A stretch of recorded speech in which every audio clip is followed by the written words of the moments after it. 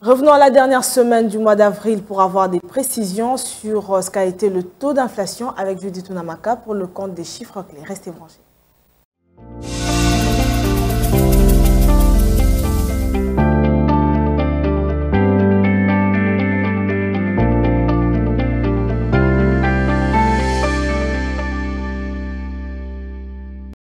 Alors Judith, j'espère que vous avez passé un très bon week-end. Bienvenue à vous. Merci. On va commencer aujourd'hui, bien sûr, avec l'évolution du cours de change actuel en RDC. Concernant la nouvelle réactualisation du taux de change en République démocratique du Congo, débutant par l'officiel, où $1 se change à 2786 francs, un franc CFA vaut 4,55 centimes et €1 s'interchange à 2989 francs. Maintenant, prenons le cas du marché parallèle. Nous nous sommes focalisés particulièrement à Pompage et dans ce lieu, $1 vaut 2750 francs.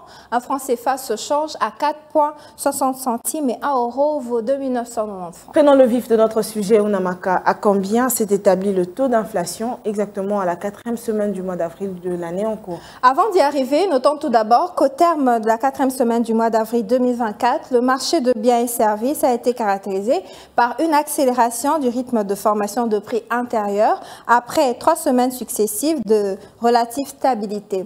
Alors, pour revenir à votre question, le taux d'inflation s'est établi à 0,318% au courant de la semaine sous examen et venant de 0,124% et 0,146% respectivement à la 3e semaine et 2e semaine du mois sous revue. Et cette dynamique est notamment portée par l'indice de la fonction transport qui a fortement progressé par rapport à la semaine passée, passant d'une variation quasi nulle à 1,0008%.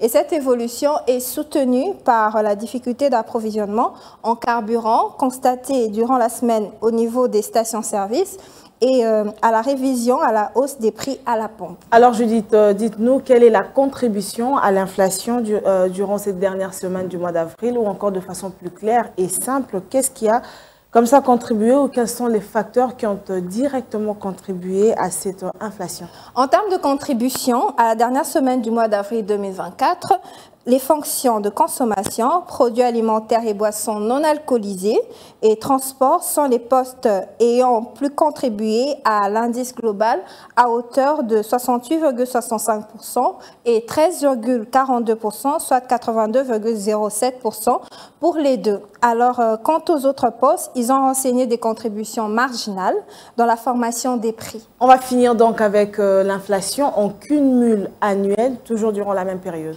En cumul annuel, l'inflation s'est située à 4,55% contre 6,78% à la période correspondante en 2023. Face à une cible annuelle fixée à 11,6% à fin décembre 2024, en glissement annuel et en annualisé, l'inflation est ressortie respectivement à 21,17% et 14,59%. Par ailleurs, en rythme mensuel, le taux d'inflation affiche un ralentissement par rapport au mois précédent, passant de 1,048% et 0,721%. Merci à vous Judith pour ce sujet proposé. Retrouvons-nous prochainement, toujours dans Zoom Eco Live. Merci à vous, c'était un plaisir.